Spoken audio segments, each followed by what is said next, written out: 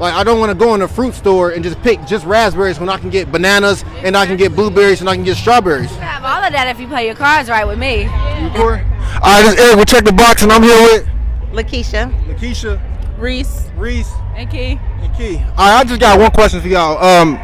Do y'all believe everybody is equal? Yes. No. Yes. And you said no? Yeah. How so? I mean, because none of us are equal. I mean, like, and everybody get the same opportunities, or they can choose, or the same chance. I would say yes. Okay. Do you guys think that there's still very prevalent racial issues in the black community? Of course. And if so, what is it? I mean, just the color of our skin in general. When they see us, they judge us. Our sexuality. Sexuality? So do you guys think that if two people are going for the same job and one's white, one's black, and they have the same skill set, do you guys think that the white person is going to get a job or the black person? The white person. It depends on the job. Because if it's a black-owned company, they're going to probably go for somebody that's, they same background. But if Right. it's corporate, then it might So, be a white person. so now that y'all saying that, so I don't know if y'all know, but there's a lot of programs out there that benefit black people, but there aren't programs out there that benefit white people or Indians or Asians or anything like that. Why is it that black people can have all of these programs that benefit them, but nobody else can? Like, you can go, there's literally a loan that you can get, or you can buy a home through a bank that is for African Americans. So wouldn't that be racism in itself because they only giving it to black people? I would say no, because us as black people are the only ones who don't stick together as a what am I trying to say? As a race, period. You got to think, Asian people help Asian people, Hispanic people always are down for their own people, and white people will always be, you know what I'm saying, for their people. So I think that's one of the biggest challenges that we have. And I agree with you. Yes, black people don't really stick together, and it's because they let they let money and greed, what is it? They lose sight of their moral values and what's really important. So could we really say that it's like racism holding us down, or is it each other? Definitely each other, but I would say both too, if it didn't start out that way. But we started out selling our own people first, so it wasn't the white people who just came and got us. We sold ourselves to them. Products of our environment. At the end of the day, we got to help each other out. We got to stick together. So. Right. But yeah, we're products of our environment, but everybody has free will and they can make their own choices. So me personally, I came from the hood, single mom, everything like that, but I turned out completely different because I understood that, yes, my environment was influencing me, and my cousins, all of them were in the streets, but I made that choice. I'm gonna go do something different from everybody else, and I went and joined the military. But some people don't have the type of parents you had. Some people don't have nothing. Like, it's kids out here that literally got to provide for themselves. So are they wrong for going out here robbing and stealing, trying to feed themselves? They ain't got nobody to take care of them. So at the end of the day, it's about your parents. I mean, any crime is wrong, but it just like people, they try to justify it. So so say a man and he found out that his friend sexually assaulted his daughter. So now in that case it's justified, but then again it's still wrong.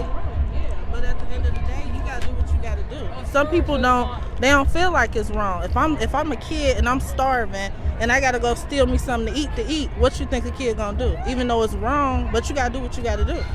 And my answer to that is, so I've been to 8 different countries now. I've been to Africa, Germany. I'm moving to South Korea pretty soon. Ireland, so many places. And the biggest difference between, in Africa specifically, there are certain countries that are very poor and they don't really have anything. But in America, you have all of these rights. You're equal. In general, everybody's equal. But we still make excuses as to why we cannot get anything done. And I've seen immigrants come from Africa, certain Asian countries, and come over here and actually contribute. There's Nigerians that are almost or at above the black household income. I mean, not black, but white household income. They bring in more money than white people, and they came from very poor countries. That's because our silly country is the only country out of all these countries that will pay a person to come into their country. They paying Africans, Mexicans, all that. They paying for their schooling. They paid for their housing. They paid them the top dollars and giving us way less that equality than them to be in the country. They giving them basically the money to come here. We're not getting paid to go to Africa to go live there, to be with our culture, our original culture. But they're getting paid to come here to try to be a part of our culture. So you know how hard it is to get a passport or a green card to become a citizen in this country? As far as I heard, it wasn't hard. Yeah, it's not all that hard as you think it may be. But you do have to obey by certain criteria. You know what I'm saying? Just like anybody else, Such as the schooling, which they're paying for, so they're not losing out with nothing. It's just a part of their time of the day. Okay. Their existence here in the United States. Okay. So That's the difference. so can I ask y'all this?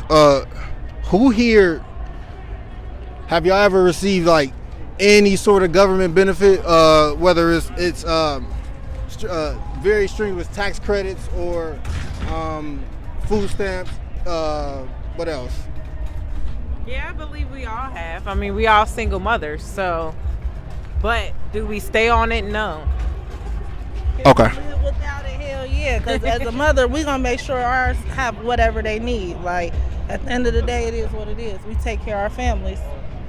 Okay, so besides the our culture needs to get together, what's another thing that you guys think that the black community needs to improve on? Minding their damn business. How so? I mean, just minding their business. What we don't need to do is be stuck in this social media ass realm that they want us to be in.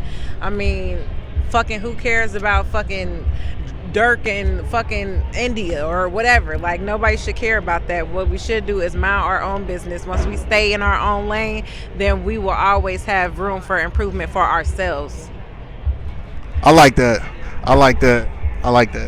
Well, thank y'all for your time. Hey, we'll check the box, and I'm here with Jasmine. and Christina. Okay, ladies. So, I have a question. How hard is it for you guys to date, or to actually find somebody that's viable, that you can that's husband material? Very hard. I think it's very hard. Extremely hard. How so?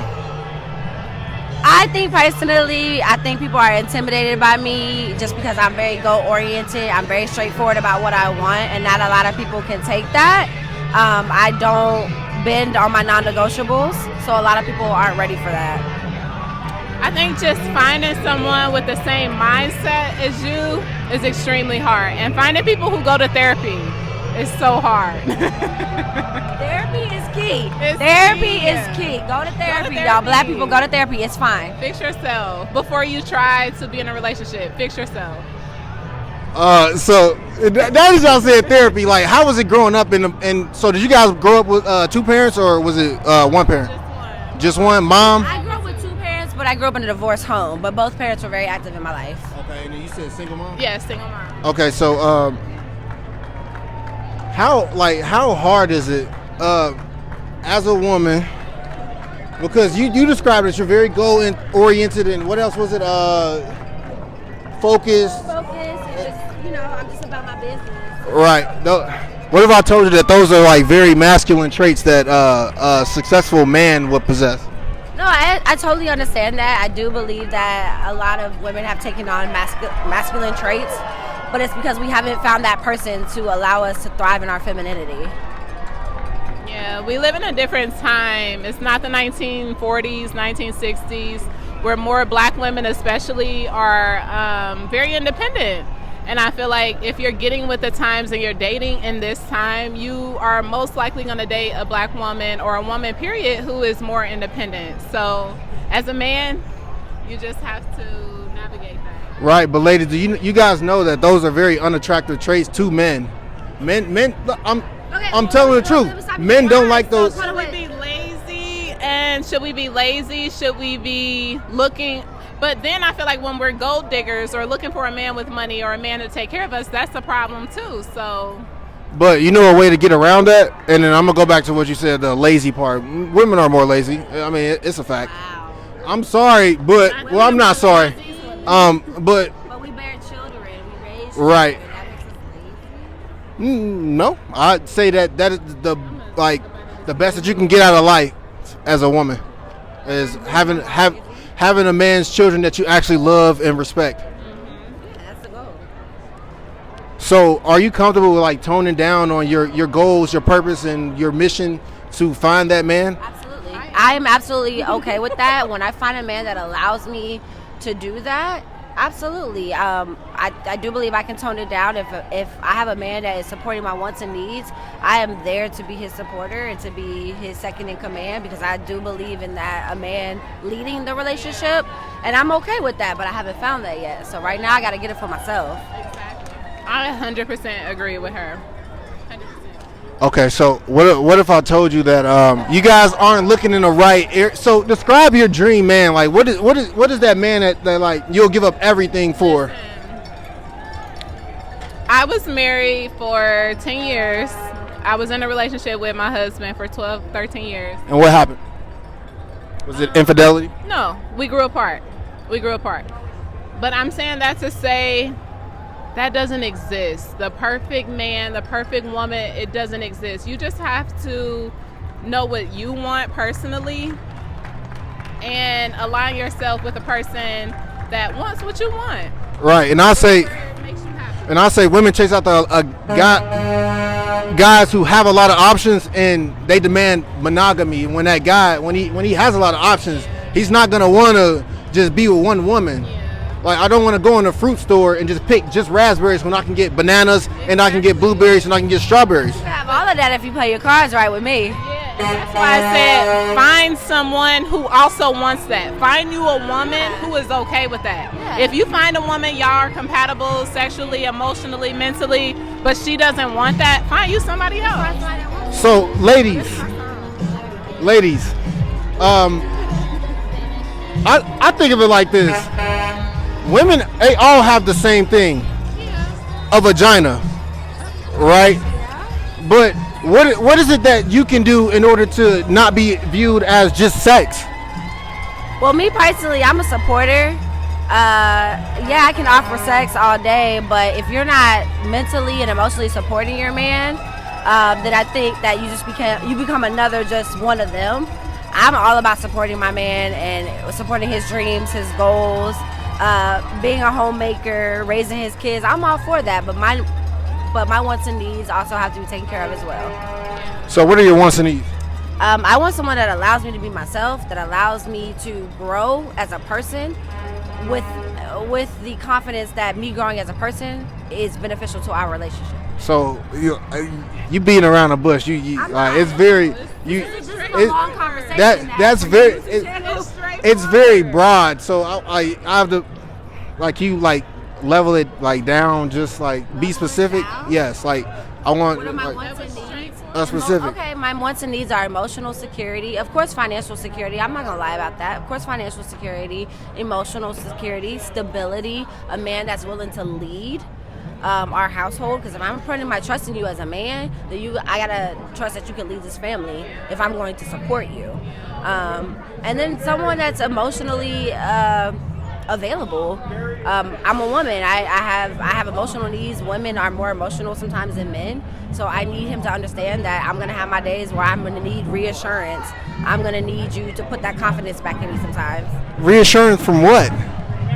Reassurance that, yeah, you get too deep. That's not what you said. You said something else. Reassurance. No, You want to be here. So I say this, like I said earlier, if I go into a fruit store and I pick just this one fruit, when I can have all these other fruits, wouldn't that be assuring to you, because I'm picking you out of all these fruits that I can have? Yeah, but with us knowing that though, you got to make sure you tell us that every day. Like, baby, I chose you.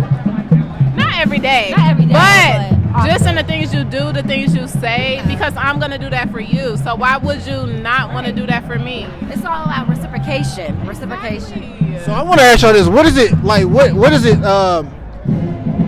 intangible that you can bring to the table? Anything I ask of my man, I can give you. Yeah. Loyalty, support. Like I said, I was married for 10 fucking years. Didn't step out on my man not one time. No text, no Instagram, social media, nothing for 10, 12, 13 years.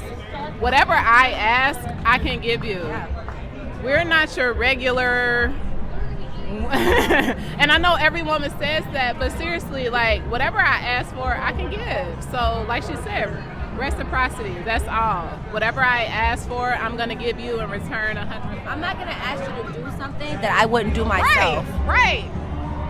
A lot of people do. A lot of women do, not going to lie. A lot of women ask for things. They ask for a millionaire. They ask for a 6-foot guy. They ask for this, a skinny guy, fit guy. And that's fine.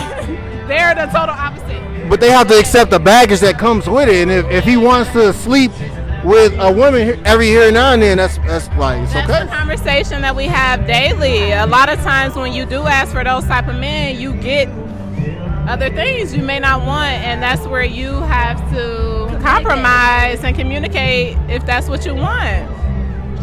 Okay. So I'm gonna ask y'all again. What is it that y'all bring to the table? Because y'all aren't giving me like anything like specific. I did. I gave you specific loyalty, support, emotion, listening. Listen. A lot of women don't listen. Being loyal, listening, financially. Okay, you can do this for me, but I can also do this for you. If you lose your job, if you, don't have money, if you want a child, like, if you, happen to be down, I can support you. Okay. So how long can you be with a man after he loses his job? I don't want to put. You answer. Yeah. I don't know, because again, I could be with a man as long as it takes him to find another job. Yeah, literally. As long as he's trying to get another job, as long as he's trying to, I have to see that you are trying to come out of that circumstance. Because again, it can happen to you. I lost a job before, and I didn't think I'm college degreed, I'm educated, and I got laid off from a job, and I thought I would never be in that boat. But I could stick with a man as long as he's trying to get himself out of that hole. Yeah, when I went to school, my husband took care of things, even though, I still did things on the side to help us financially. He took care of things. So when he would lose his job for 6 months, 8 months, I was okay with it over and over again because he looked out for me. And it's like she said, reciprocity. You give me what I give you. We're just both filling each other's cups. It's not a one-way street. It's not you doing more for me doing more for you. It's both of us helping each other. So, again, one more time. What is it that y'all bring to the table besides the expected, the loyalty and the... What answer are you looking for? So, I'm looking for something intangible. Like, loyalty is expected in a relationship. It's not, though.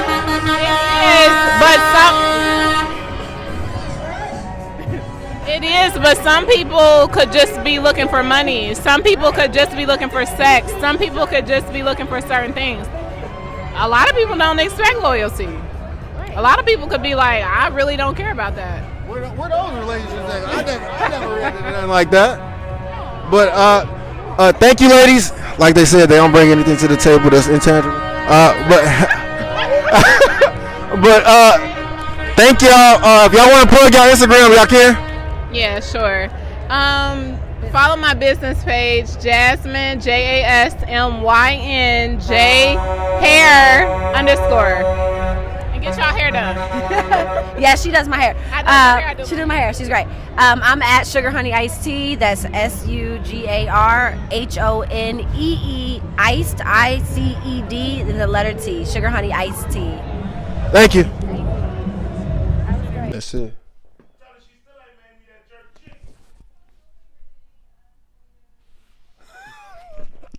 And that's it. Thank you for everybody that tuned in. And if you haven't, so I'll be dropping this in. I'll be dropping it in parts. So if y'all appreciate that, hit the like button, subscribe, comment. The more y'all like it, the more we in the algorithm, the more people that can see it. And y'all should check out my last video. It's gonna be right there. And yeah, peace.